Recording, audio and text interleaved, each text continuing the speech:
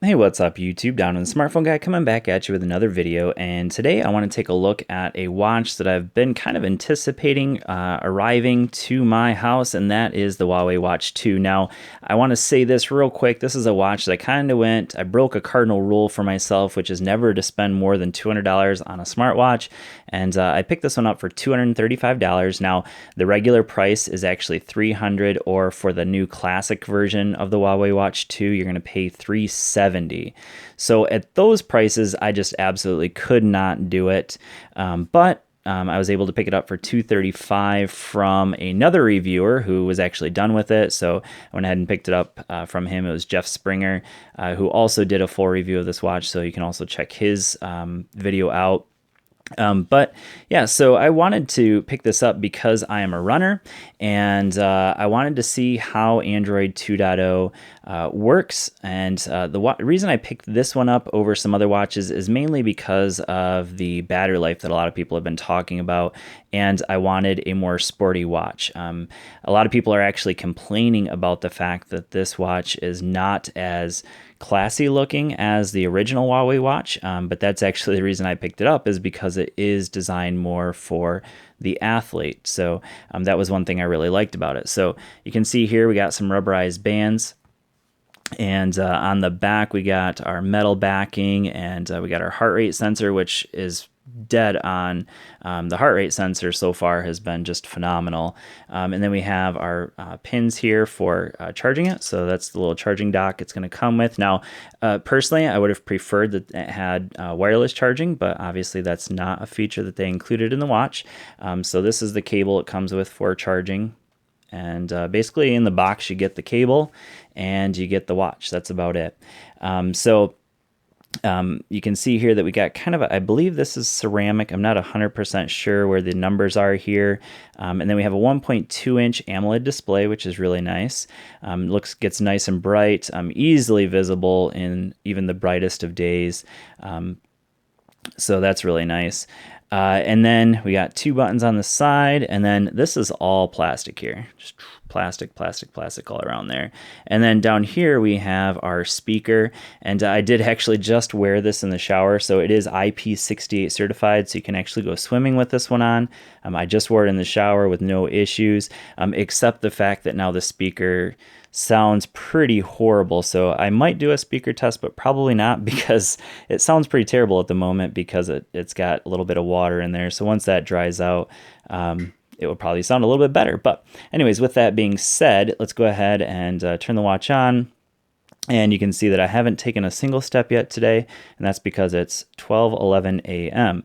But we'll go ahead and take a look at some of my previous days just to kind of give you some perspective. So this is just the watch face that I chose at the moment. So like I said, I'm a runner, but you can see here that we got plenty of watch faces available, and it's basically an endless number of watch faces because you can make your own watch faces. Using different apps, because this is an Android Wear 2.0 watch. So that's really nice. And then let's go ahead and take a look at, so in order to get your different watch faces, you're going to swipe to the right or to the left.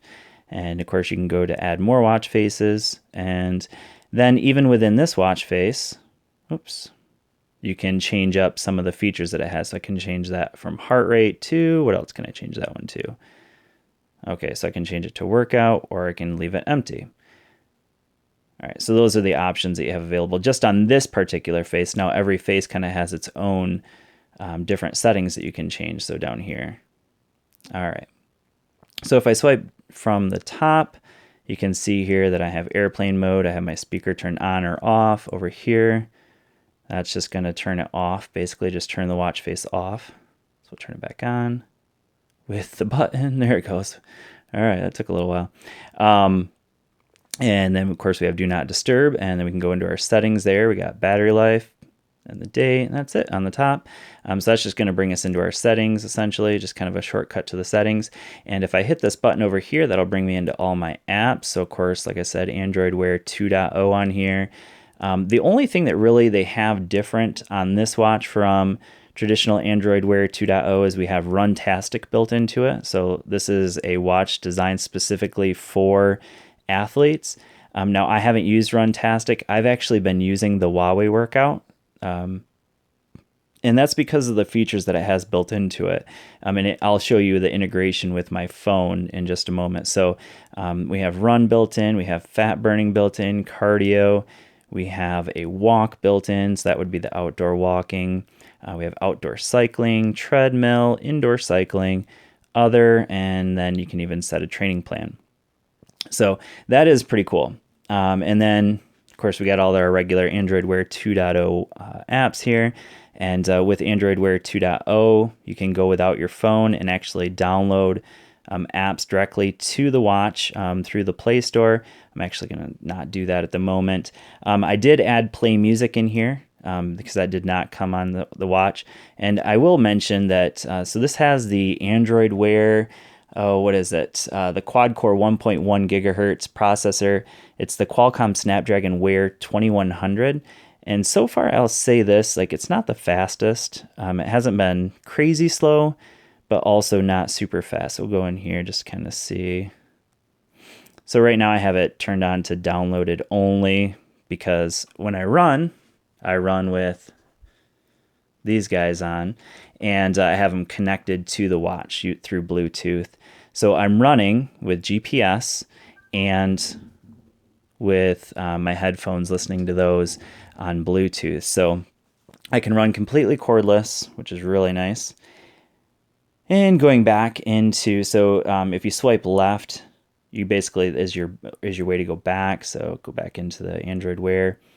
So in terms of the different apps, I'm not going to really go into a whole lot of these, but I do want to eventually show you. Well, we'll go into settings real quick. So of course we can change the display here, so I can change the watch face there. I already showed you another way you can do it. We can keep the screen always on, which I like. And so far the battery on this has been able to hold up pretty well with the screen always on, which is nice. We can change our notifications and sounds. So media volume, alarm volume, ring volume, vibrate for calls. So just a few things there. Of course, we can delete apps through here. We have some gestures built in, so tilt to wake, which I keep off. I actually prefer to keep that off. We have some wrist gestures, so that would be flicking your wrist back and forth to kind of go through the menus. Excuse me. And then we have some connectivity options, so that would be Bluetooth, Wi-Fi, NFC, which is really nice. It does have NFC built into it, so you can use Android Pay for this watch. We have airplane mode, and then of course location. So there is GPS built into the watch, which is great for if you're a runner or biker, something like that. We have some accessibility options, some personalization options here. So we can do some different input methods. So you can actually swipe to input. So we can do Google handwriting input, which is really nice, or the keyboard. I definitely have stuck with the handwriting, which is really nice, because you can actually like draw the letters instead of actually trying to type on a little tiny 1.2 inch screen. We have some accounts built in there, and then just some system information. So the one thing I wanted to show you is, if I go back in here, so the Huawei workout, I just want to show you some of the features and how that connects to your phone. So you're actually going to have to download a few more apps with this one compared to what you would do on a normal Android Wear 2.0 watch. So that's if you want to use that workout feature. And the reason I'm showing you this is because there's quite a few features built into it. So this is the Huawei Watch app. So you can see here, so it's going to give you your battery, but this really is kind of there's not a whole lot of information here. But if I go back in here to Huawei Health, so this is the app that's going to show you a ton of information. So I can go back. So like I said, I've had this watch for 2 days, so you can see a couple of the runs that I've done. So if you're a runner, there's just so many features built in here that I really like. So you can actually customize a training plan, which I haven't done at the moment because I'm not actually currently training for anything in particular, just running to kind of stay healthy. But so on the first day I had it, I went for a 4-mile run, and I just want to show you just some of the things that it has built into it. So of course, right away I can look at my map, and this is a 4-mile like a well-known 4 mile. I've run this same loop over and over again, and it's dead. I'm dead on with the GPS in terms of pace. So you can see it just kind of marks out each of your miles there. The charts is what gives you a lot of the information. So heart rate, dead on. I mean, obviously I wasn't wearing a heart rate monitor, just using the one that's on the watch, but that seems very, very accurate. So we can go in here. That's basically just heart rate information there. And then details is where we see all the information. So we have duration, average pace, calories burned, average speed, average heart rate, average steps per minute, total steps for the workout, stride length, which that's kind of interesting. Training results, I'm not exactly sure what that one is. It says high impact, but that's not one that I'm really exactly sure what that is.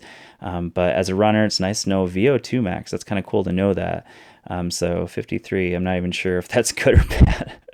I'm a runner, and I've never really paid attention to VO2 max, but anyway, it's just a ton of information built into this app. So I know, like in the past, I've used Runkeeper as what I use to store all my information, but this one just has a ton of information built into it. So that's why I stuck with it, and I really like it.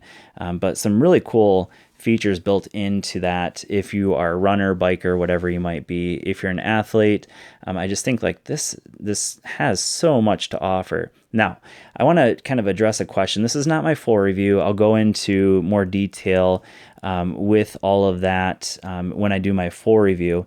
But I just want to mention this, and that is, do I think this watch, it's not a phone, do I think this watch is worth $300? And my quick answer is definitely not. I just have a hard time saying that any watch is really worth $300, a smartwatch, I should say.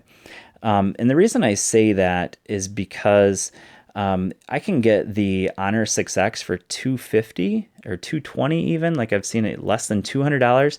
And I just have a hard time saying that if I can spend that much on a phone that has a lot of features built into it, I just feel like this watch, same company, Huawei, Honor, same company basically. And I just feel like this should be a little bit cheaper. Now, in terms of pricing, where it stands with other similar watches, yeah, it probably is kind of in the right area. I kind of like bounce between this and the ZTE Quartz to try out. I probably will still try out the ZTE Quartz eventually. But this one just had more features for me as a runner, the heart rate sensor. That was one thing I wanted. It does also have NFC for Android Pay, so it's a fully featured watch. It doesn't have LTE.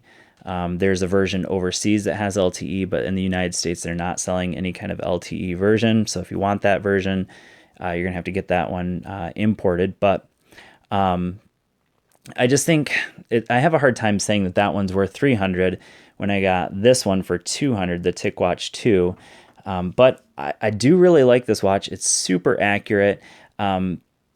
If I had to recommend a watch, like if you're looking for one for maybe closer to $150, but you want one that has, pretty close to the same amount of features, obviously not Android Wear 2.0, but the Xiaomi Amazfit Pace. I reviewed that watch as well. I'll leave a link down in the description if you're interested. I'll also leave links down in the description for this watch and the TicWatch 2 as well. But I really like the Huawei Watch 2. I have a hard time saying it's worth $300, but so far it has been a very, very good watch. Battery life has been fantastic. I should probably go in here and show you the battery life. So I'm at 61% at the end of a day. But yeah, so battery life has been very good so far. But anyways, I know that's kind of a longer than I was planning to do for my first impressions video, but that's my first impressions of the Huawei Watch 2 after 2 days. Like I said, in about a week or so, I'll do a full review of the watch, and I'll be coming at it specifically from a runner's perspective. So thanks for watching, and I will see you all in the next video. Peace.